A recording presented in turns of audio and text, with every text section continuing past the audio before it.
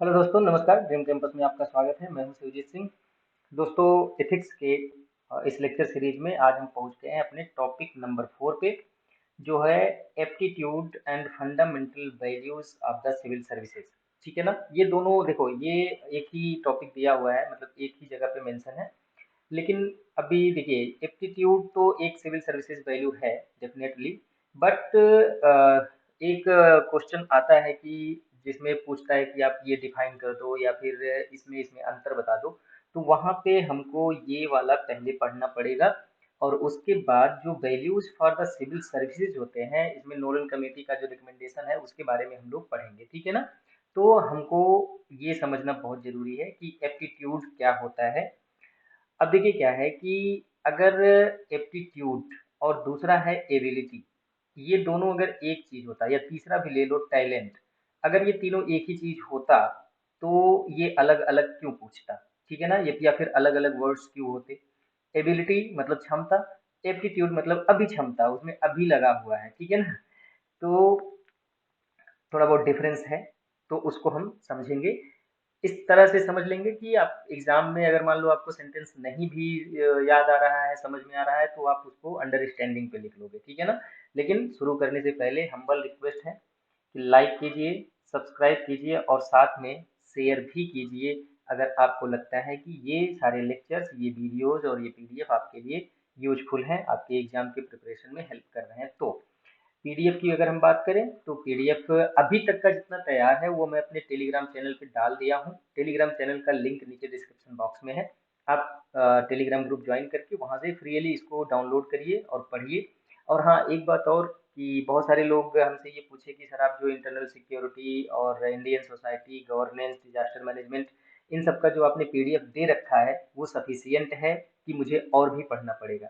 देखिए, ये क्वेश्चन इसलिए आता है क्योंकि मैं जो नोट्स आपको प्रोवाइड करवा रहा हूँ इसमें कोई बकवास नहीं डाला हूँ, एकदम टू द पॉइंट है, आपके एग्जाम के पॉइंट ऑफ व्यू से जितना चाहिए उतना ही है। इसलिए लोगों को लगता है कभी कभी कि ये तो बहुत कम है। वैसे भी आपके दिमाग में ये हाइप बना रहता है कि हम सिविल सर्विस की तैयारी कर रहे हैं, तुमको बहुत पढ़ना है, बहुत पढ़ना है, कितना भी पढ़ लो कम है। अगर आपको मान लीजिए कहीं पे कोई मटेरियल मिला है 250 पेज का है, और वही मटेरियल मैं आपको 50 या 60-70 पेज में दे रहा हूँ, तो आपको लगेगा कि अरे यार ये तो बहुत कम है। तो एग्जैक्टली अगर देखा जाए तो जो आप 250 पेज का पढ़ेंगे तो उसका जो आप कंक्लूड करके समरी बनाएंगे तो वो 60-70 पेज का ही आता है। ठीक है ना? तो बेसिकली मेरी बात सिर्फ इतनी सी है कि जो नोट्स मैं प्रोवाइड करवा रहा हूँ वो सफिशियंट है आपके बेसिक्स और फंडामेंटल्स क्लियर करने के लिए। बाकी जो करंट अफेयर्स है, वो करंट डेवलपमेंट्स जो हो रहे हैं वही आपको ऐड करने हैं। राइट? तो अभी यार देखो, ये बहुत सबसे ज्यादा मैसेज इसी के आते हैं कि सर ये सफिशियंट है कि नहीं, सफिशियंट है कि नहीं। तो मैं बता रहा हूँ कि ये सफिशियंट है, इसके अलावा आपको कुछ भी नहीं पढ़ना है फंडामेंटल्स के लिए। आप एक रेफरेंस के लिए कोई बुक रख सकते हैं, ज्यादा थोड़ी सी अंडरस्टैंडिंग डेवलप करने के लिए, उसमें तरह तरह के एग्जाम्पल्स दिए होते हैं टेक्स्ट बुक में, तो वो आप रख सकते हैं, बट फाइनल नोट्स आपका यही होगा। ठीक है ना? तो इससे ज्यादा आपको कुछ नहीं पढ़ना है। खैर, चलिए शुरू करते हैं। देखते हैं कि एप्टीट्यूड क्या होता है, अभिक्षमता। देखिए, सिंपल सी भाषा में आप इसको पहले समझ लो, फिर देखते हैं कि लिखना क्या है। देखो, एप्टीट्यूड एक ऐसी कला है।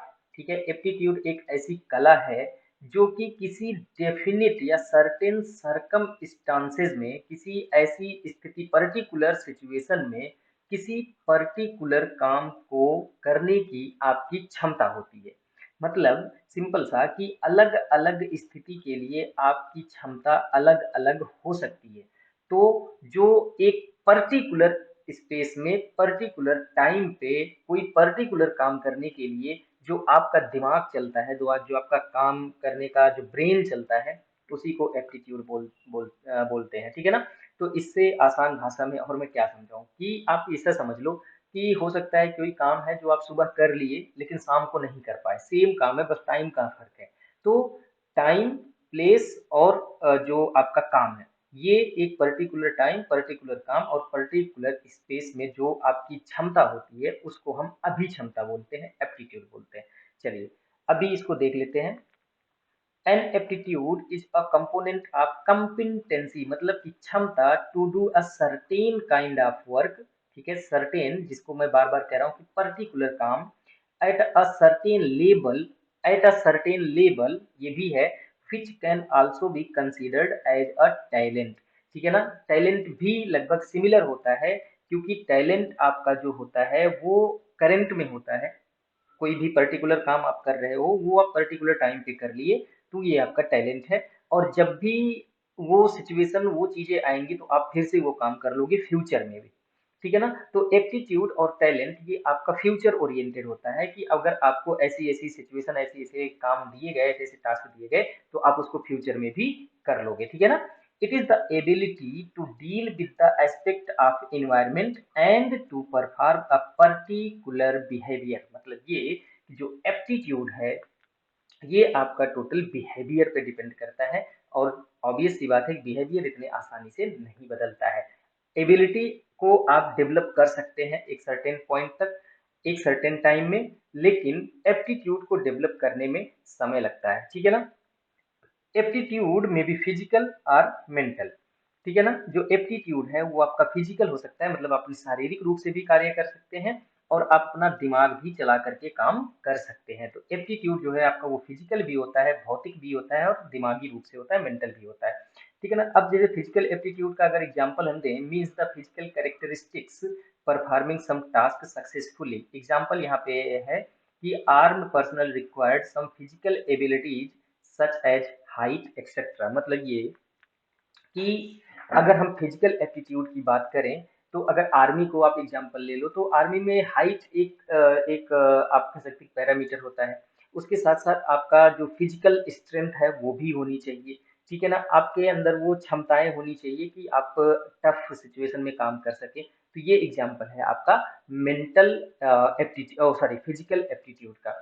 मेंटल एप्टीट्यूड का मतलब means a certain specific set of mental qualities needed to perform sub task successfully. यहाँ पे एग्जांपल आप ये ले लो, जिसकी मैथ कमजोर है, ठीक है, वह अगर अकाउंटिंग का काम करने लगे, तो उसकी मेंटल एबिलिटी या मेंटल एप्टीट्यूड आप कह सकते हैं कि थोड़ा सा वहाँ पे वीक होगा। लेकिन जिसका मैथ स्ट्रांग है, वह अकाउंट के काम में एक्सपर्ट होगा, अकाउंटिंग आसानी से कर लेगा। ठीक है ना, तो ये मेंटल एप्टीट्यूड का एग्जांपल हो गया, और वो फिजिकल एप्टीट्यूड का एग्जांपल हो गया।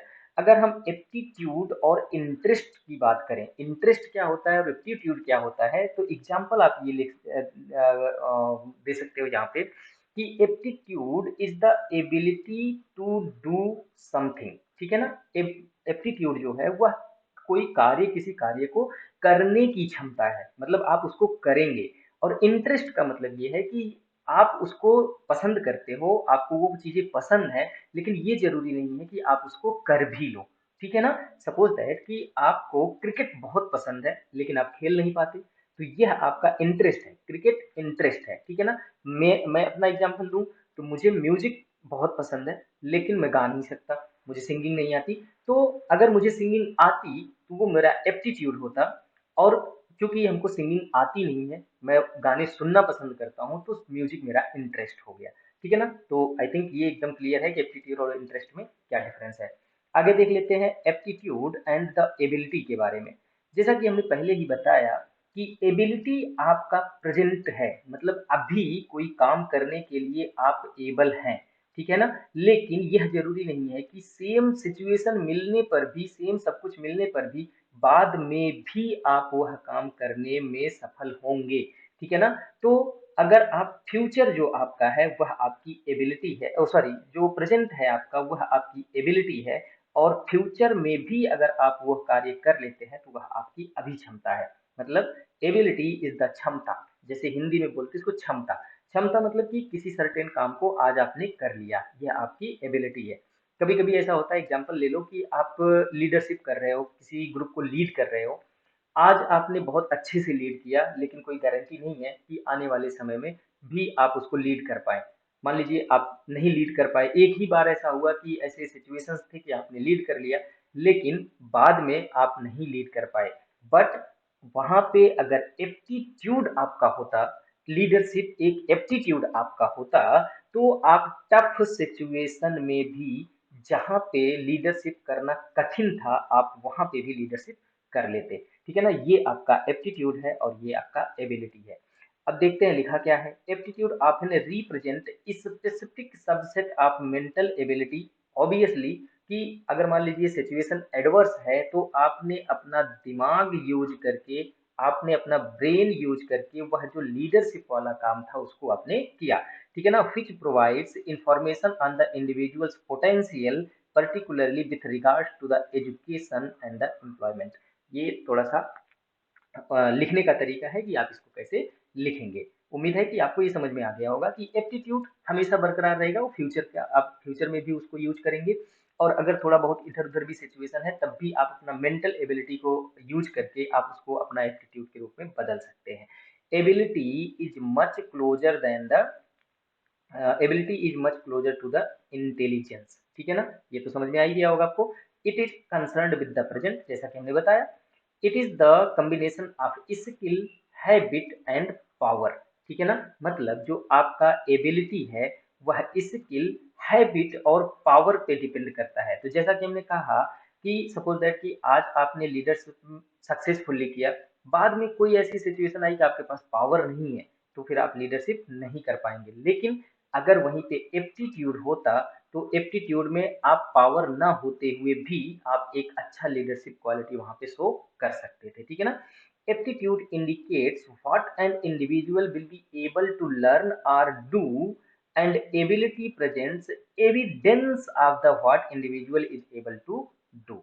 सिंपल सा मतलब ये है कि एप्टीट्यूड आपकी ऐसी क्षमता है जो यह शो करता है, जो लोगों को यह कन्वे करता है कि आप फ्यूचर में क्या-क्या चीजें लर्न कर सकते हैं या फिर क्या-क्या चीजें कर सकते हैं। लेकिन एबिलिटी को शो करने के लिए आपको तुरंत एविडेंस देना पड़ता है। मतलब जब तक आपका एविडेंस आपके सामने नहीं होगा, लोगों के सामने नहीं होगा, तब तक वो नहीं मानेंगे कि आप जो है वह कार्य करने के लिए एबल थे, ठीक है ना। मतलब ये कि एप्टीट्यूड आपका फ्यूचर है और एबिलिटी आपका प्रेजेंट है। ये बहुत बेसिक डिफरेंस है, इसको मत भूलिएगा कि एप्टीट्यूड आपका फ्यूचर है और एबिलिटी आपका प्रेजेंट है, ठीक है ना।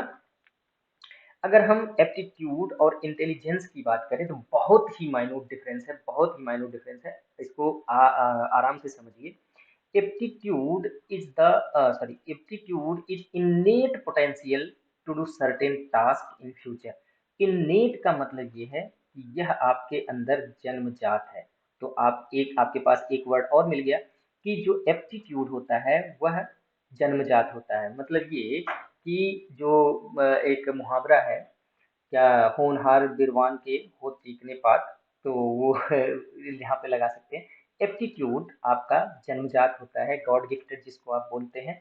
फॉर एग्जाम्पल यहाँ पे इंटेलिजेंस और एप्टीट्यूड का एक एग्जाम्पल ले लीजिए कि बहुत सारे बच्चे ऐसे होते हैं जो कि कभी डांस नहीं सीखे लेकिन वह डांस अच्छा करते हैं, ठीक है ना।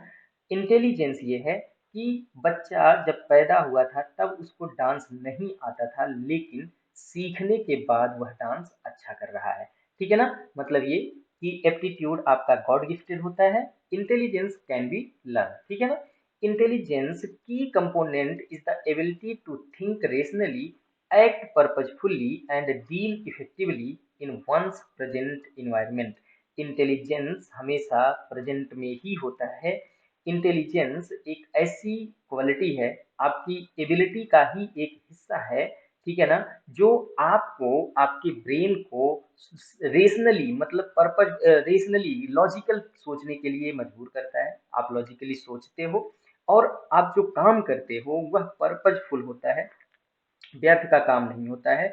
और डील इफेक्टिवली मतलब किसी भी सिचुएशन या किसी भी काम को बहुत ही प्रभावी ढंग से डील करने की क्षमता को हम इंटेलिजेंस बोलते हैं, राइट।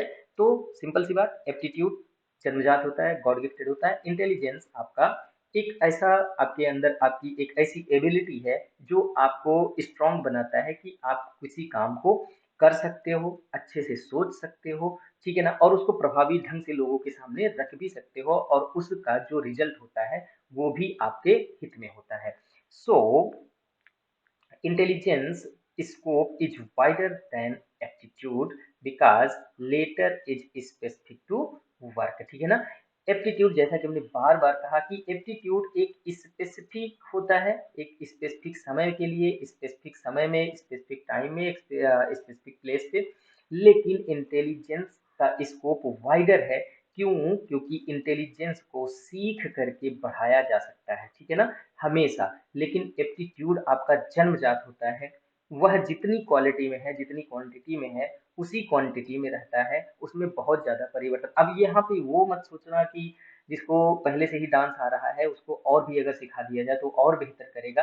बेसिकली सॉरी, बेशक वो बेहतर करेगा, लेकिन उसकी जो डांस की क्वालिटी है वो तो डांस की ही रहेगी। चाहे वो आज थोड़ा सा अच्छा कर रहा है, कल को बहुत अच्छा करेगा। लेकिन इंटेलिजेंस में क्या है कि आज उसको डांस सीखने का मौका मिला तो वह डांस सीख लिया, कल को उसको सिंगिंग अगर सीखने का मौका मिलेगा तो वो सिंगिंग भी सीख लेगा, और कल को उसको यूपीएससी क्लियर करना पड़ा तो यूपीएससी भी क्लियर कर लेगा, ठीक है ना।